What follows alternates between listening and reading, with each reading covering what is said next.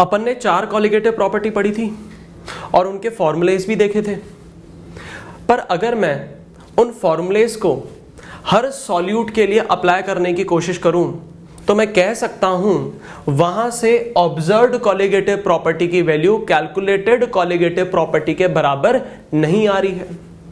तो अब अपन को क्या करना पड़ेगा, जो फॉर्मूलेज अपन ने डिराइव करे थे उनको मॉडिफाई करना पड़ेगा। मॉडिफाई कैसे करेंगे? Bye including went of factor, और वेंट ऑफ फैक्टर को अपन किससे रिप्रेजेंट करते हैं? आई से। तो अब आप मुझे बताइए, अगर ऑब्जर्व्ड वैल्यू को कैलकुलेटेड के बराबर बनाना है तो मैं कह सकता हूं कैलकुलेटेड कॉलिगेटिव प्रॉपर्टी को मुझे मल्टीप्लाई करना पड़ेगा वेंट ऑफ फैक्टर से। ये बात समझ में आती है? तो मैं कह सकता हूं observed colligative property is equals to I times calculated colligative property. 4 colligative property अपन ने देखी थी। पहली कॉलिगेटिव प्रॉपर्टी क्या देखी थी? Relative lowering in vapour pressure. Relative lowering in vapour pressure का फॉर्मूला अपन ने देखा था, delta P upon P naught A is nearly equal to N B upon N ए। अब मैंने यहां पर किससे मल्टीप्लाई कर लिया? आई से। ये बात समझ में आ रही है? तो ये मॉडिफाइड फॉर्मूला हो गया। अब एक चीज यहां पर समझना, बेसिकली ये जो आई है इसको अपन किसके साथ मल्टीप्लाई कर रहे हैं? मोल्स ऑफ सॉल्यूट के साथ मल्टीप्लाई कर रहे हैं, क्योंकि जब सॉल्यूट के पार्टिकल सॉल्यूशन में जाते हैं तो सॉल्यूट का या तो एसोसिएशन होता है या डिसोसिएशन होता है, या नाइदर एसोसिएशन नॉर डिसोसिएशन होता है। तो जो चेंजेस मुझे नजर आते हैं वो किस केस में नजर आते हैं? कहां पर नजर आते हैं? सॉल्यूट के केस में नजर आते हैं। तो जो आई अपन मल्टीप्लाई कर रहे हैं वो अल्टीमेटली सॉल्यूट के साथ ही मल्टीप्लाई कर रहे हैं। ये बात समझ में आ रही है? और आपको याद भी आ रहा होगा, ये जो फॉर्मूला अपन ने लिखा था ये डाइल्यूट सॉल्यूशन के लिए लिखा था, ये मानकर कि moles of solvent moles of solute के कंपैरिजन में बहुत ज्यादा है। तो यहां से जो भी वैल्यू आप निकालोगे वो अप्रॉक्स वैल्यू निकल कर आएगी।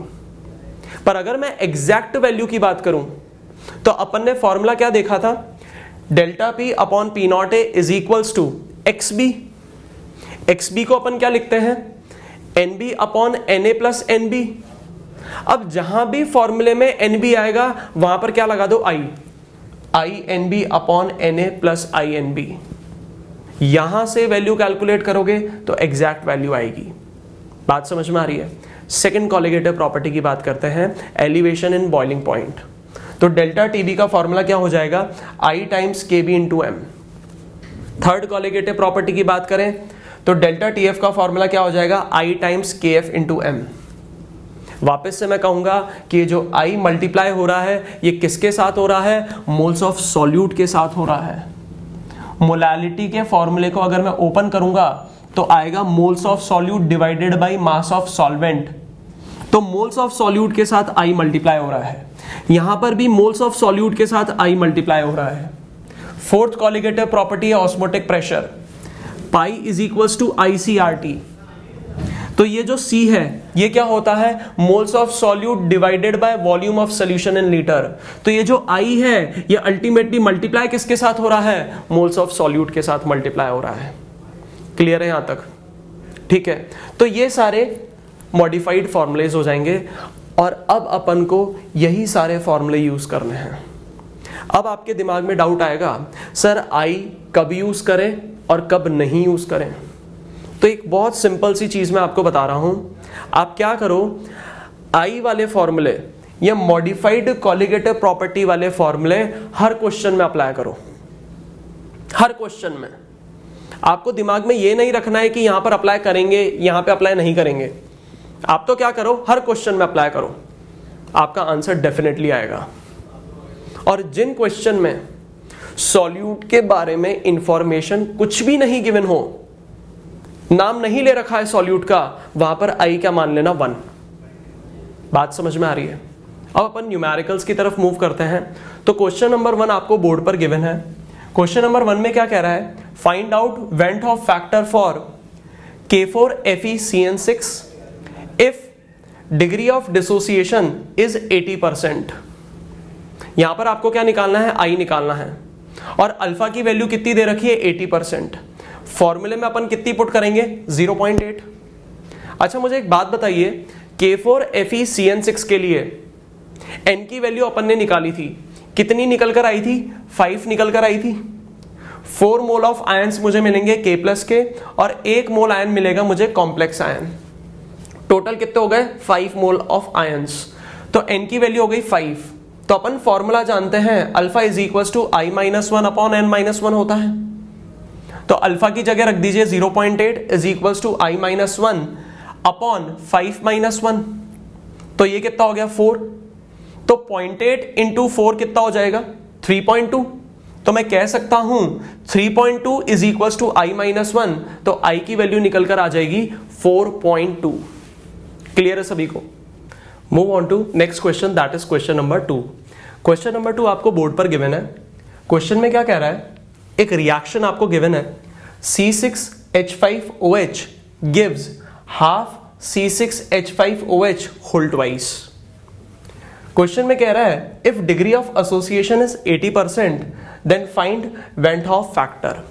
अब आपको यहां पर अल्फा कितना दे रखा है 80% दे रखा है, मतलब मैं कह सकता हूं अल्फा की वैल्यू क्या हो जाएगी 0.8। अब आप खुद देखिए यहां पर रिएक्शन को देखकर समझ में आ रहा है यहां पर मॉलिक्यूल्स का क्या हो रहा है एसोसिएशन हो रहा है। मुझे एक बात बताइए, यहां पर C6H5OH का एक मॉलिक्यूल है और आप प्रोडक्ट साइड देखिए, ये जो मॉलिक्यूल है C6H5OH का इसने क्या बना लिया है डाइमर बना लिया है। तो अपन जानते हैं जब भी डाइमर का फॉर्मेशन होता है तो दो मॉलिक्यूल आपस में कंबाइन होते हैं, दो पार्टिकल्स एसोसिएट हो गए। तो कितने पार्टिकल्स एसोसिएट हुए 2। तो N की वैल्यू मैं कह दूंगा 2। अपन को क्या निकालना है यहां पर वेंट ऑफ फैक्टर निकालना है, मतलब I की वैल्यू कैलकुलेट करनी है। तो फॉर्मूला क्या हो जाएगा alpha is equals to I-1 divided by 1 upon N-1। सारी वैल्यूज अपन को पता है I निकल कर आ जाएगा। अल्फा मैंने क्या रख दिया 0.8 is equals to I-1 divided by 1 upon 2-1। 1 upon 2-1 कितना हो जाएगा -हाफ। अगर इसको मैं दूसरी तरफ ले जाऊंगा तो ये हो जाएगा 0.8 into -half is equals to I-1। तो ये कितना आ गया -0.4 हो जाएगा इज इक्वल्स टू I-1। तो मैं कह सकता हूं I की वैल्यू क्या निकल कर आ जाएगी 0.6 आ जाएगी। तो आंसर क्या हो जाएगा 0.6। Move on to next question, that is question number 3। Question number 3 में आपसे क्या कह रहा है, calculate alpha of an electrolyte XY2 in water full stop.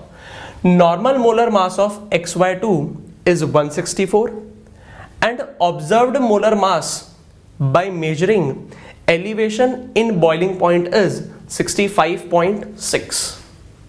अब यहां पर आपको नॉर्मल मोलर मास दे रखा है XY2 का और ऑब्जर्व्ड मोलर मास जो एलिवेशन इन बॉइलिंग पॉइंट से कैलकुलेट करा गया है वो आपको गिवन है और आपको कैलकुलेट क्या करना है अल्फा कैलकुलेट करना है। तो अपन जानते हैं I का फॉर्मूला क्या होता है normal molar mass divided by observed molar mass. Normal molar मास की वैल्यू क्या है 164, ऑब्जर्व्ड मोलर मास की वैल्यू क्या है 65.6। तो जब आप इसको सॉल्व करोगे तो I की वैल्यू कितनी निकल कर आ जाएगी 2.5। अपन को निकालना क्या है अल्फा निकालना है और अल्फा का कौन सा वाला फॉर्मूला मैं यूज करूंगा डिसोसिएशन वाला। तो डिग्री ऑफ डिसोसिएशन का फॉर्मूला क्या हो जाएगा alpha is equal to I-1 upon N-1। Alpha मुझे कैलकुलेट करना है, I की वैल्यू मुझे पता है 2.5 -1 डिवाइडेड बाई N कितना हो जाएगा XY2 के लिए। अब आप खुद देखिए XY2 क्या है इलेक्ट्रोलाइट, यहां से मुझे X के कितने आयन मिलेंगे 1, Y के कितने आयन मिलेंगे 2, तो टोटल नंबर ऑफ आयंस कितने हो जाएंगे 3। तो N की वैल्यू कितनी हो गई 3। तो मैं यहां से कह सकता हूं N की वैल्यू कितनी आ जाएगी 3 आ जाएगी। तो मैंने N कितना पुट कर दिया 3। तो N-1 कितना हो जाएगा 3 - 1 इज इक्वल्स टू 2। तो अपन कह सकते हैं अल्फा हो जाएगा 1.5 डिवाइडेड बाई 2 और ये कितना आ जाएगा 0.75। अगर अल्फा परसेंटेज में कैलकुलेट करें तो वैल्यू कितनी निकल कर आएगी 75%। क्लियर है यहां तक? तो ये आपका आंसर हो जाएगा 75%।